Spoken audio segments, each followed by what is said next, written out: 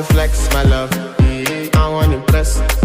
And I want to carry my love away to a place she loves. I'm a man.